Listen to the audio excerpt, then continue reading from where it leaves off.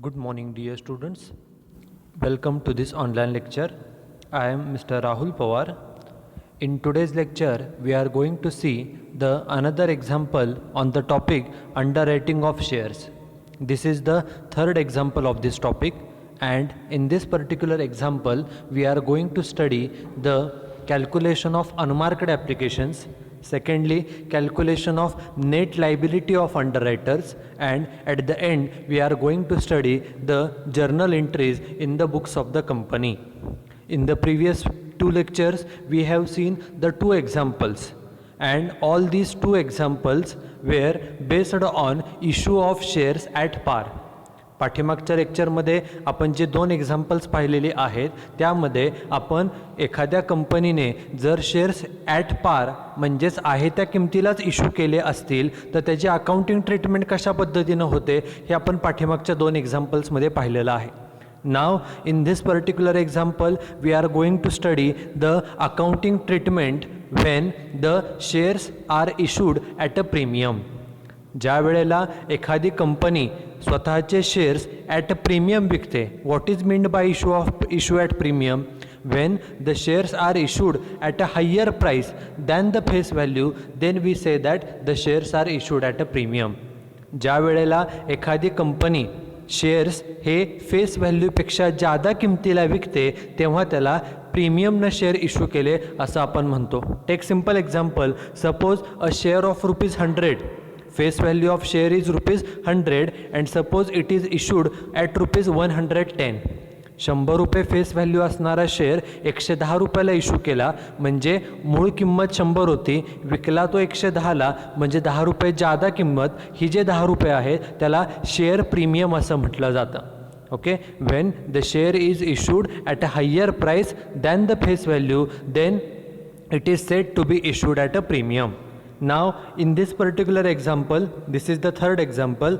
In this example the company has issued its shares at a premium.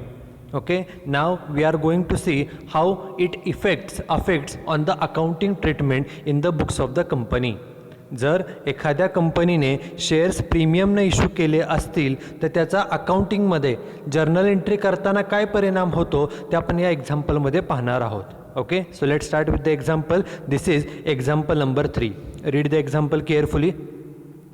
Universal Limited issued 20,000 equity shares of ₹20 each. This is the first sentence of this example, and in this sentence it is mentioned that the name of the company is Universal Limited and it has issued 20,000 equity shares and the face value of one share is ₹20. एक्झाम्पलच्या पहिल्या वाक्यामध्ये सांगितलं आहे की कंपनीचं नाव universal limited आहे. कंपनीने 20,000 equity shares विकायला काढलेले आहेत आणि एक शेअर हा 20 रुपयाचा आहे. एक शेअर कितीचा आहे? 20 रुपयाचा. The shares are issued at ₹25 per share. Share आहे 20 रुपयाचा परंतु तो कितीला इश्यू केला तर 25 रुपयाला इश्यू केला. म्हणजे जी फेस व्हॅल्यू आहे 20 रुपये, विकताना मात्र तो जादा किमतीला विकला. किती रुपये जादा आहे सांगा? तर जादा आहेत 5 रुपये. ज्या वेळेला एखादी कंपनी शेअर्स जादा किमतीला विकते, फेस व्हॅल्यूपेक्षा मूळ किमतीपेक्षा जादा किमतीला विकते तेव्हा त्याला प्रीमियमने इश्यू केला असं आपण म्हणतो. Wien any company sells its shares at a higher price than the face value, then the shares are said to be issued at a premium. In this particular example, the face value of the share is ₹20 and it is issued for ₹25. It means extra 5 rupees. Okay, this 5 rupees is called as a share premium. जे एका share मागे 5 रुपये जादा collect केलेले आहे त्या 5 रुपयाला share premium असं म्हटलं जातं. Now the most important thing which we need to know is that whenever any company issues its shares at a premium or issues its shares at a par or issues its shares at a discount, ज्या वेळेला एखादी कंपनीने shares at पार विकू द्या किंवा at premium विकू द्या किंवा ॲट डिस्काउंट विकू द्या, ज्या वेळेला आपण जर्नल एंट्री करतो, whenever we make the journal entries in the books of company, then we should record the share capital at its book value, at its face value. आपल्या या एक्झाम्पलमध्ये एका शेअरची फेस व्हॅल्यू मूळ किंमत ही 20 रुपये आहे, बरोबर, आणि तो शेअर विकताना 25 रुपयाला विकला आहे. म्हणजे जर एका शेअरचा आपण विचार केला, एक शेअर इश्यू करून 25 रुपये मिळाले, कॅश अकाउंट डेबिट 25, बरोबर. या 25 पैकी शेअरचे किती आहेत, तर शेअर कॅपिटल हे नेहमी फेस व्हॅल्यूला दाखवायचं असतं. एका शेअरची फेस व्हॅल्यू 20 रुपये आहे, त्यामुळे मिळालेल्या 25 रुपयापैकी out of ₹25 received 20 rupees should be transferred to capital. मिळालेल्या 25 रुपयांपैकी 20 रुपये कॅपिटलला जातात आणि जे जादाचे 5 रुपये मिळालेले आहेत ते प्रीमियमचे आहेत, ते शेअर प्रीमियम अकाउंटला ट्रान्सफर केले जातात. ओके, एक शेअर आहे 20 रुपयाचा, तो विकला 25 रुपयाला, म्हणजे पैसे मिळाले 25. या 25 पैकी 20 रुपये हे कॅपिटलला जातात आणि जे जादाचे 5 रुपये आहेत मिळालेले आहेत ते प्रीमियम आहे, शेअर प्रीमियम अकाउंटला ते ट्रान्सफर केले जातात.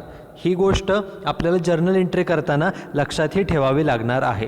Okay, here the share is of ₹20 and it is issued at ₹25 per share. All the shares are underwritten by ABCD in the ratio of 3:3:2:2. Okay, this is their ratio in which they have taken the responsibility for selling the shares of the company. आपल्या एक्झाम्पलमध्ये सुरुवातीला सांगितलं होतं की एकूण 20,000 shares आहेत आणि आत्ता सांगितलं आहे हे सर्व 20,000 शेअर्स हे अंडर रिटर्न केले ABCDने. A, B, C and D, these 4 are the underwriters of the company, and these 4 underwriters have taken the responsibility for selling all the shares, and their responsibility is in the ratio of 3:3:2:2. 3:2:2. जर आपण या सर्वांची बेरीज केली 3:3:2:2 तर बेरीज किती येते, बेरीज येते 10. म्हणजे एकूण शेअर्स 20,000 आहेत. 20,000ला जर आपण 10ने डिवाइड केलं, 20,000ला 10ने डिवाइड केलं तर एक हिस्सा कितीचा येतो, एक हिस्सा येतो 2,000चा. एक हिस्सा 2,000चा, पहिल्याला 3 म्हणजे 6,000, दुसऱ्याला 3 म्हणजे 6,000, 4,000 आणि 4,000, म्हणजे 6,000, 6,000 आणि 4,000 आणि 4,000 या रेशोमध्ये ABCD या चौघांनी शेअर्स विकण्याची जबाबदारी घेतलेली आहे. ओके, आणि आपण पाठीमागच्या 2 एक्झाम्पल्समध्ये पाहिलेलं आहे की जे अंडररायटर्स असतात, एजंट्स असतात, त्यांनी किती शेअर्स विकण्याची जबाबदारी घेतलेली आहे. आपल्या एक्झाम्पलमध्ये आपण आत्ताच फाइंड आउट केलं, एकूण शेअर्स 20,000 आहेत आणि त्यांच्या रेशोची बेरीज 10 आहे, म्हणून डिवायडेड बाय 10 केल्यानंतर आपल्याला एक हिस्सा 2,000चा मिळाला. एक हिस्सा 2,000चा, पहिल्याला 3 म्हणजे 6,000, दुसऱ्याला पण 3 म्हणजे 6,000, तिसऱ्याला 2, चौथ्याला 2 म्हणजे 4,000 आणि 4,000, म्हणजे 6, 6, 4, 4 ही त्यांची झाली ग्रॉस लायबिलिटी. बघा इथं आपण जेव्हा नेट लायबिलिटी फाइंड आउट करतो तेव्हा एची लायबिलिटी 6, 6, 4 आणि 4. Okay, this is the responsibility taken by every underwriter for selling the shares of the company. जे अंडररायटर्स आहेत त्यांनी किती शेअर्स विकण्याची जबाबदारी घेतलेली आहे, it is called as a gross liability. So in this particular example, gross liability is for A 6,000 shares, B has taken responsibility for selling 6,000 shares, C and D they have taken responsibility for selling 4,000 shares each. Okay, this is the gross liability. Now see the example carefully. Total applications were received for 18,000 shares. एक्झाम्पलच्या पहिल्या वाक्यात सांगितलेलं shares 20,000 विकायला काढले, पण application मात्र किती आले, फक्त 18,000च ॲप्लिकेशन्स आले, म्हणजे 2,000 ॲप्लिकेशन्स कमी आले. आता जे 18,000 ॲप्लिकेशन्स आले हे टोटल ॲप्लिकेशन्स आहेत. ॲप्लिकेशन 2 प्रकारचे असतात, एक म्हणजे मार्कड ॲप्लिकेशन्स आणि दुसरं म्हणजे अनमार्कड ॲप्लिकेशन्स. प्रश्न विचारला जातो की व्हॉट इज मार्कड ॲप्लिकेशन, तर मार्कड ॲप्लिकेशनचा अर्थ हा होतो की जे ॲप्लिकेशन्स अंडररायटर थ्रू म्हणजेच एजंट थ्रू कंपनीकडे येतात त्याला मार्कड ॲप्लिकेशन्स असं म्हटलं जातं. Okay, the applications which are received through the underwriters through the agents these are called as a marked applications. And on the other hand the applications which are directly received by the company, जे applications directly कंपनीकडे जातात, agent through नाही, directly कंपनीकडे जातात, त्याला अनमार्कड applications असं म्हटलं जातं. आपल्याला अंडररायटिंग ऑफ शेअर्स या टॉपिकमध्ये प्रत्येक एक्झाम्पलमध्ये in each and every example we have to find out the number of unmarked applications. प्रत्येक एक्झाम्पलमध्ये आपल्याला अनमार्कड ॲप्लिकेशन्स म्हणजे डायरेक्टली कंपनीला किती ॲप्लिकेशन्स मिळाले हे शोधून काढावं लागतं. ते शोधायचं कसं तर बघा, एकूण ॲप्लिकेशन्स आले किती 18,000. मग सुरुवातीला यायचं वर्किंग नोटमध्ये calculation of unmarked applications. Total applications received किती 18,000. एकूण ॲप्लिकेशन आले 18,000. या 18,000पैकी जे एजंट थ्रू आलेले आहेत म्हणजे ज्याला आपण मार्कड ॲप्लिकेशन्स असं म्हणतो ते त्यातून फक्त वजा करायचे.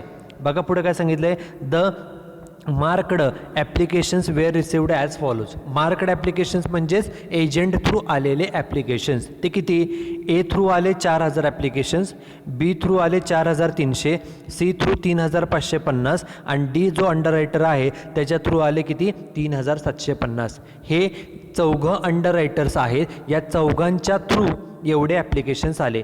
जर आपण या सर्वांची बेरीज केली ए बी सी डी या चौघांकडून मिळून एकूण किती ॲप्लिकेशन्स आले तर ती बेरीज येते 15,600. ह्या चारीची बेरीज म्हणजे 4,000, 4,300, 3,550 आणि 3,750 ह्या चारीची बेरीज येते 15,600. मग आता वर्किंग नोट कसे करायचे बघा, तर आपल्याला एक्झाम्पलमध्ये सांगितले एकूण ॲप्लिकेशन्स आले 18,000. एकूण ॲप्लिकेशन्स किती 18,000. ॲप्लिकेशन दोन प्रकारचे, एक म्हणजे मार्कड आणि दुसरं म्हणजे अनमार्कड. असे टोटल ॲप्लिकेशन म्हणजे मार्कड आणि अनमार्कडची बेरीज. मग आपल्याला सांगितलं टोटल ॲप्लिकेशन्स आले 18,000 आणि या 18,000पैकी मार्कड ॲप्लिकेशन्स किती, मार्कड म्हणजेच एजंट थ्रू अंडररायटर थ्रू मिळून किती आले तर 15,600. ते आपण आत्ताच बेरीज केली ए बी सी आणि डी ह्या चौघांची बेरीज. ओके, ते आली 15,600. मग 18,000पैकी 15,600 ॲप्लिकेशन एजंट थ्रू आले, अंडररायटर थ्रू आले, म्हणजे राहिले किती, राहिले वजाबाकी 2,400. त्याला म्हटलं जातं अनमार्कड ॲप्लिकेशन. अनमार्कड ॲप्लिकेशन्स म्हणजे काय तर जे ॲप्लिकेशन्स डायरेक्टली कंपनीकडे येतात, एजंट थ्रू नाही, डायरेक्टली कंपनीकडे येतात, त्याला अनमार्कड ॲप्लिकेशन्स असं म्हटलं जातं. आणि महत्त्वाचा नियम, हे जे अनमार्कड ॲप्लिकेशन्स असतात these unmarked applications are distributed among all the underwriters. जे अनमार्कड ॲप्लिकेशन्स आपले आलेले आहेत 2,400, हे सर्व ॲप्लिकेशन्स 2,400 शेअर्स हे आपले जे अंडररायटर्स आहेत ए बी सी आणि डी ह्या चारही अंडररायटर्समध्ये त्यांचा जो रेशो आहे, रेशो किती आहे 3:2:2, या रेशोमध्ये ते त्यांना डिस्ट्रीब्यूट केले जातात. आणि त्याचं काय केलं जातं तर जे अनमार्कड ॲप्लिकेशन्स आहेत ते सर्व अंडररायटर्समध्ये डिस्ट्रीब्यूट करायचे. म्हणजेच काय तर तेवढ्याने सर्व अंडररायटरची जी काय लायबिलिटी आहे, जबाबदारी आहे, ती तेवढ्यानं कमी केली जाते. कमी करण्यासाठी या ग्रॉस लायबिलिटीमधून खाली म्हणायचं लेस डिस्ट्रीब्युशन ऑफ अनमार्कड ॲप्लिकेशन्स. किती आहेत अनमार्कड ॲप्लिकेशन बघा 2,400. ते कोणत्या रेशोमध्ये वाटायचे तर ते वाटायचे असतात ॲक्च्युली ग्रॉस लायबिलिटीच्या रेशोमध्ये. आपल्याला तो रेशो रेडीमेड दिला आहे, तो आहे 3:3:2:2 म्हणजे 3:2:2. सर्वांची बेरीज मागाशी आपण केली ती किती येते 10. म्हणजे 2,400 शेअर्स आहेत त्याचे 10 भाग करा, एक हिस्सा येईल 240चा आणि ते वाटा या रेशोमध्ये 3:3:2:2 मध्ये. मग एला मिळतील 720, बीला 720, सीला 480 आणि डीला 480. जे आपण अनमार्कड ॲप्लिकेशन्स कॅल्क्युलेट करतो ते अनमार्कड ॲप्लिकेशन्स कॅल्क्युलेट करून ते सर्व अंडररायटर्समध्ये डिस्ट्रीब्यूट केले जातात आणि सर्वांची जबाबदारी तेवढ्यानं कमी केली जाते. मग कमी करायचं, मग वजाबाकी करा. 6,000तून 720 गेले, वजाबाकी राहिले 5,280. 6,000तून 720 गेले, वजाबाकी 5,280. 4,000तून 480 गेले 3,520 रुपये, 3,520 शेअर्स. ही जी आपण नेट लायबिलिटी फाइंड आउट करतो ही आपण शेअर्समध्ये फाइंड आउट करतो की त्या चारही अंडररायटरने किती शेअर्स विकण्याची जबाबदारी घेतलेली, त्यातून अनमार्कड ॲप्लिकेशन्स वजा केले म्हणजे आता ही झाली त्यांची रिमेनिंग लायबिलिटी. म्हणजे एने 5,280 शेअर्स विकण्याची त्याची लायबिलिटी आहे, जबाबदारी आहे. बीची सुद्धा 5,280 शेअर्स विकण्याची जबाबदारी आहे. सीची जबाबदारी आहे 3,520 शेअर्स विकणं and it is the responsibility of D to sell 3,520 shares. It is the remaining liability of all the underwriters. ही त्यांची जबाबदारी आहे, त्यांनी एवढे शेअर्स तरी विकले पाहिजेत. मग आता ॲक्च्युअल शेअर्स किती विकले त्याच्याशी कंपॅरिझन करायचं म्हणून खाली लिहायचं ॲक्च्युअल ॲप्लिकेशन्स रिसिव्ड. या अंडररायटर्स थ्रू ॲप्लिकेशन्स किती आले बघा, तर पुढे सांगितलं आहे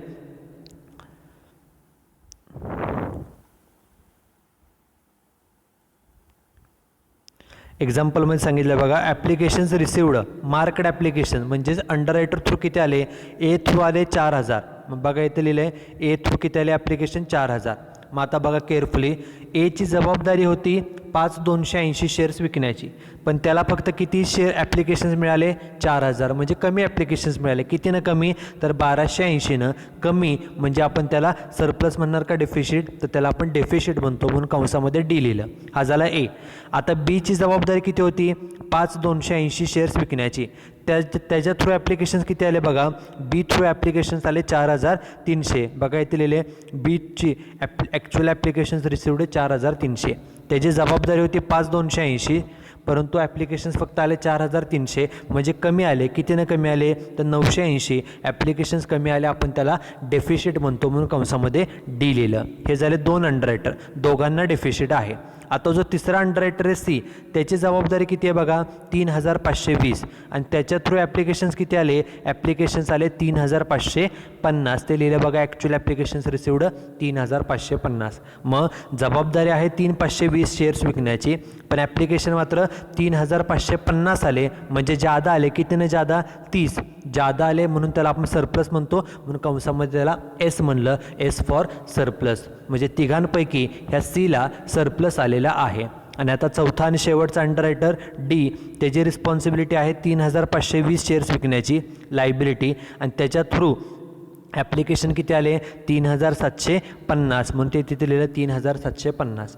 त्याची जबाबदारी होती 3520 शेअर्स विकण्याची, पण त्यानं जादा ॲप्लिकेशन्स मिळवले. कितीनं जादा, 230 ॲप्लिकेशन जादा आले. जादाला आपण सरप्लस म्हणतो, म्हणून कंसामध्ये त्याला एस म्हणलं, एस फॉर सरप्लस. ओके. आता नेहमीचा नियम, आपण डेफिशिट फाइंड आउट केलं, दोघांना डेफिशिट आहे ए आणि बीला, आणि सरप्लस पण दोघांना आहे सी आणि डीला. ज्यांचा सरप्लस असतो, या एक्झाम्पलमध्ये दोघांना सरप्लस आहे. किती किती आहे, पहिल्याचं सरप्लस 30 आहे बरोबर, आणि दुसऱ्याचं सरप्लस 230 आहे. दोन्हींची बेरीज किती, 30 आणि 230. दोन्हींची बेरीज करा, ती येते 260. ह्या दोन्हींची बेरीज केली. आता हा जो सरप्लस आहे दोघांचा मिळून 260, तो कुणाला वाटायचा, तर surplus is distributed among those underwriters who have deficit. Deficit दोघांना आहे बघा, एला आणि बीला. मग ए आणि बीचा रेशो किती आहे बघा, रेशो आहे 3:3 बरोबर. रेशो किती आहे, 3:3. 3:3 म्हणजे इक्वल आहे बरोबर. 3:3 म्हणजे इक्वल. मग जो सरप्लस आहे, आपलं सरप्लस किती आहे, एकाचा 30 आणि दुसऱ्याचा 230, म्हणजे एकूण मिळून 260. ह्या 260 इक्वली वाटा दोघांमध्ये. म्हणजे 260चे 2 भाग केले, पहिल्याला मिळतील 130 आणि दुसऱ्याला पण किती मिळतील, 130. ज्यांचा सरप्लस आहे, सीचा सरप्लस 30 होता, तो त्यातनं काढून घेतला म्हणून वजा 30 लिहिलं. डीचं सरप्लस 230 होता, तो त्यातनं काढून घेतला म्हणून वजा 230 लिहिलं. मग 230मधून 230 गेले, त्याची लायबिलिटी नील. 30मधून 30 गेले, त्याची लायबिलिटी राहिली नील. ज्यांना सरप्लस असतो त्यांची नेट लायबिलिटी ही नेहमी नील येते. नेट लायबिलिटी म्हणजे काय, तर किती शेअर्स उरलेले, शिल्लक राहिलेले किती शेअर्स अंडररायटरनी खरेदी करायचे. सी आणि डी ह्या दोघांनी सर्व शेअर्स हे विकलेले आहेत, उलट जादा शेअर्स विकले, त्यामुळे त्यांना कोणतेही शेअर्स खरेदी करण्याची आवश्यकता नाही. फक्त आता ए बघा, एचा डिफिशिट होता 1280, म्हणजे त्यानं 1280 शेअर्स कमी विकले होते, हा डिफिशिट होता.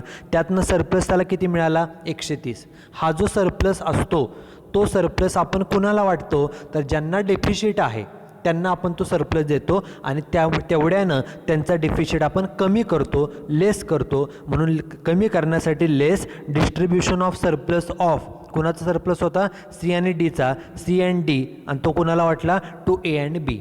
सी अँड डीचा ज्यांचा सरप्लस आहे तो त्यांचा घेऊन, तो ज्यांना डिफिशिट आहे त्यांना तो वाटायचा, आणि तेवढ्यानं त्यांचा डिफिशिट हा कमी केला जातो. कमी करण्यासाठी लेस करायचं. मग आता लेस करा. एचं 1280मधून 130 गेले, वजाबाकी राहिले किती, 1150. बीचं बघा, 980मधून 130 गेले, वजाबाकी किती राहिली, 850. ओके. हीच राहिली त्यांचे नेट लायबिलिटी. नेट लायबिलिटी म्हणजे काय, तर जे अंडररायटर्स आहेत, actually underwriting is a contract between underwriter and company, and in this contract the underwriters takes the responsibility for selling the shares of the company, and for their work they get the remuneration in the form of a commission. But the main part of this contract is if these underwriters fails to sell all the shares, then the remaining shares have to be purchased by the underwriters. Underwriting हे जे contract आहे company आणि अंडररायटरमध्ये, ते contract कशासाठी असतं तर जे अंडररायटर्स असतात, एजंट असतात, ते एजंट कंपनीचे शेअर्स विकण्याची जबाबदारी घेतात आणि हे शेअर्स विकण्याची जबाबदारी घेतात आणि त्याबद्दल त्यांना कमिशन मिळतं. त्याला अंडररायटिंग कमिशन असं आपण म्हणतो. आणि जर जे शेअर्स विकायला जबाबदारी घेतलेली आहे अंडररायटर्सनी, ते सगळे शेअर्स जर त्यांना विकता आले नाहीत तर उरलेले शेअर्स हे स्वतः त्या अंडररायटर्सला खरेदी करावे लागतात. किती शेअर्स खरेदी करावे लागतील अंडररायटरला, त्याला म्हटलं जातं नेट लायबिलिटी. आपल्या एक्झाम्पलमध्ये एनं किती शेअर्स खरेदी करायचे, 1150 शेअर्स. बीने किती शेअर्स खरेदी करायचे, 850. बाकी सी आणि डीने काही शेअर्स खरेदी करायचे नाहीत. These are the number of shares which has to be purchased by underwriter A and underwriter B. ह्या दोघांनी एवढे शेअर्स खरेदी करायचे आहेत. हे शेअर्स अंडररायटरने खरेदी करायचे आणि त्याचे पैसे कंपनीला द्यायचे. कंपनीला पैसे मिळणार. आता आपण ज्या जर्नल एंट्री करतो त्या कंपनीच्या बुक्समध्ये करतो, in the books of company journal entries. Okay, नेहमीचा format date, particular, LF debit amount आणि क्रेडिट अमाऊंट. आता ही जी फर्स्ट एंट्री आहे, 1150 शेअर्स एनं खरेदी करायचे, 850 शेअर्स बीनं खरेदी करायचे. ओके, शेअर्स खरेदी करायचे आणि त्याचे पैसे कंपनीला मिळणार आहेत. कंपनीला पैसे मिळणार, एकडून पैसे मिळणार, बीकडून पैसे मिळणार. पैसे मिळणार म्हणजे कंपनीला पैसे मिळणार म्हणजे ही झाली कंपनीची असेट. आणि आपण 11वीपासून शिकलो आहे, असेटचा बॅलन्स हा डेबिट असतो. एकडून पैसे मिळणार म्हणून ए अकाउंट डेबिट, बीकडून पैसे मिळणार म्हणून बी अकाउंटला डेबिट. किती रुपयाला डेबिट द्यायचं, एनं किती शेअर्स खरेदी करायचे आहेत, 1150. म्हणून 1150 शेअर्सचे एक शेअर कंपनीनं कितीला विकला आहे बघा, एक शेअर कंपनीनं 25 रुपयाला विकलेला आहे. मग 1150 शेअर्सचे 25 रुपयेप्रमाणे एकडून 28,750 रुपये येणं आहे. हे झालं एचं. तसंच बीकडून बघा, त्यानं किती शेअर्स खरेदी करायचे आहेत, 850. 850 शेअर्सचे 25 प्रमाणे त्याच्याकडून कंपनीला किती येणं आहे तर 21,250. एवढे पैसे कंपनीला येणे आहे, त्या अंडररायटरकडून येणे. 28,750 आणि 21,250 एवढे शेअर्सचे पैसे येणे. पैसे येणं आहे एकडून बीकडून म्हणून त्याला डेबिट दिलं, कारण पैसे येणे म्हणजे ती असेट आहे, असेटचा बॅलन्स असतो डेबिट म्हणून डेबिट दिलं. आता क्रेडिट कशाला, तर हे जे पैसे येणार आहेत हे कशाचे पैसे येणार आहेत तर शेअर्सचे. शेअर्स विकून जे पैसे मिळतात त्याला आपण शेअर कॅपिटल म्हणतो. आणि आपण 11वीपासून शिकलो आहे, capital is shown on the liability side and all the liabilities have a credit balance. So share कॅपिटलला क्रेडिट द्या, सो टू शेअर कॅपिटल. आता क्रेडिट कितीनं द्यायचं बघा, एनं 1150 शेअर्स खरेदी करायचे आणि बीनं 850. असं दोघांनी मिळून एकूण किती शेअर्स खरेदी करायचे, दोघांचे मिळून 2000 शेअर्स होतात. हे 2000 शेअर्स, एक शेअर विकलाय 25 रुपयाला, परंतु शेअर कॅपिटल जे असतं, share capital is always shown in the books of accounts at its face value, at its original price. आपल्या एक्झाम्पलमध्ये सांगितलं आहे, आपला एक शेअर खरा कितीचा आहे, 20 रुपयाचा आहे. विकताना तो 25ला विकला, 5 रुपये जादानं, पण त्याची मूळ किंमत फेस व्हॅल्यू ही 20 रुपये आहे. म्हणून 20,000 शेअर्स इन टू ₹20 असे शेअर कॅपिटलचे किती येणं आहे तर 40,000 रुपये. ओके, 20,000 शेअर्सवरती 2000 शेअर्सवरती 20 रुपयेप्रमाणे 40,000 रुपये कॅपिटलचे आहेत. आणि उरलेले जे पैसे आहेत, 20 रुपयाचा शेअर 25ला विकला म्हणजे 5 रुपये जादा, 5 रुपये जादा मिळणार म्हणजे हा फायदा झाला. फायदा आहे नॉमिनल अकाउंटचा नियम, credit the incomes and gains. Gain म्हणजे फायदा झाला की त्याला क्रेडिट द्या, म्हणून ह्या फायद्याला दिलं क्रेडिट. जो प्रीमियम आहे 5 रुपये एका शेअर मागे, मग 2000 शेअर्स आहेत आपले आणि 5 रुपये प्रीमियम एका शेअरचा, असं एकूण प्रीमियम किती 10,000 रुपये. प्रीमियमला क्रेडिट का दिलं, कारण प्रीमियम म्हणजे 20 रुपयाचा शेअर 25ला विकला म्हणजे 5 रुपये प्रॉफिट आहे. नॉमिनल अकाउंटचा नियम असतो credit the incomes and gains. Gains म्हणजे प्रॉफिट झाला की त्याला क्रेडिट दिलं जातं, म्हणून ह्या जो प्रॉफिट आहे शेअर प्रीमियम आहे त्याला क्रेडिट दिलं. नॅरेशन दिलं, being shares to be purchased by the underwriters. ही जी जर्नल एंट्री आहे याच्यामध्ये नवीन एकच गोष्ट आहे की 20 रुपयाचा शेअर 25ला विकला म्हणजे एजंटकडून मिळताना 25 प्रमाणे पैसे मिळतील, मात्र कॅपिटलला फेस व्हॅल्यूप्रमाणे पैसे जातात आणि प्रीमियमला जो प्रीमियम आहे तेवढी रक्कम ही प्रीमियमला ट्रान्सफर केली जाते. दिस इज द फर्स्ट एंट्री. आणि ह्या एंट्रीमधून काय मिळतं आपल्याला, तर ह्या फर्स्ट एंट्रीमधून आपल्याला समजतं की आपण ह्या जर्नल एंट्री कंपनीच्या बुक्समध्ये करतो आहे, बरोबर. यावरून आपल्याला काय कळतं, तर आपल्या कंपनीला एजंटकडून ए असो किंवा बी असो यांच्याकडून किती रुपये येणं आहे हे ह्या एंट्रीवरून कळतं. फक्त दोघांकडूनच, ए आणि बी या दोघांकडूनच पैसे फक्त येणं आहे. ही झाली पहिली एंट्री. आता दुसरी एंट्री काय करायची असते, सेकंड एंट्री करायची असते अंडर रायटिंग कमिशन. आता कमिशनची एंट्री करण्यापूर्वी शेवटचं सेंटेन्स काय बघा एक्झाम्पलमध्ये, अंडर रायटिंग कमिशन किती, @3% ऑफ इश्यू प्राईस. 3% कमिशन द्यायचं आहे, पण कशाचे 3%, इश्यू प्राईसच्या. इश्यू प्राईस म्हणजे काय, आपण शेअर्स कितीला विकले ती किंमत. आपला शेअर आहे 20 रुपयाचा, परंतु तो विकला आहे कितीला, 25 रुपयाला. मग 25 रुपयावरती कमिशन 3% द्यायचं आहे. मग आता कमिशनची एंट्री करूया. आता कमिशन देत असताना हे कमिशन जे अंडर रायटर्स आहेत ए बी सी डी ह्या चौघांना मिळेल. आणि कशावरती कमिशन कॅल्क्युलेट करायचं असतं, तर त्यांनी किती शेअर्स विकण्याची जबाबदारी घेतली होती, 6, 6, 4 आणि 4 एवढ्या सगळ्या शेअर्सवरती त्यांना कमिशन द्यायचं. कारण की जरी काही शेअर्स शिल्लक राहिले असले तरीसुद्धा ते शेअर्स ते अंडर रायटरनी खरेदी करायचे असतात. त्यामुळे जेवढे शेअर्स विकण्याची जबाबदारी त्यांनी घेतली होती 6,000, 6,000, 4,000, 4,000 त्या सर्वांवरती 3% कमिशन द्यायचे. 6,000, 6,000, 4,000, 4,000 हे शेअर्स आहेत आणि एक शेअर 25 रुपयाला विकलेला आहे, गुणिले 25 करून मग त्याच्यात 3% कमिशन द्यायचं आहे, बरोबर. मग बघा आता जर्नल एंट्री आपण करूया. आपण आता एंट्री करायची कमिशनची. कंपनीच्या बुक्समध्ये आपण एंट्री करतोय. कमिशन पेड करावं लागतं एजंटला, त्यामुळे कमिशन हा खर्च आहे. नॉमिनल अकाउंटचं नियम, डेबिट द एक्सपेन्सेस, खर्चाला डेबिट द्या म्हणून अंडर रायटिंग कमिशन अकाउंटला दिलं डेबिट.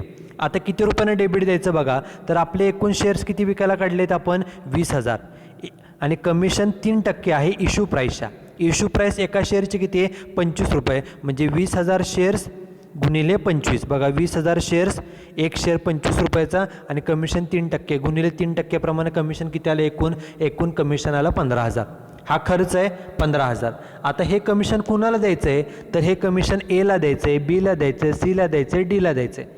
आपण एंट्री करतोय कंपनीच्या बुक्समध्ये. आपण कंपनी आहोत असा विचार करा. आपण एला, बीला, सीला आणि डीला पैसे द्यायचे आहेत. आपण म्हणजे कंपनीनं पैसे द्यायचे, म्हणजे हे झाले कंपनीची लायबिलिटी आणि लायबिलिटीचा बॅलन्स असतो क्रेडिट. म्हणून ए टू ए अकाउंट, बीला, सीला आणि डीला क्रेडिट दिलं कारण ती कंपनीची लायबिलिटी आहे म्हणून त्याला दिलं credit. To A account, to B account आणि टू सी आणि टू डी अकाउंट.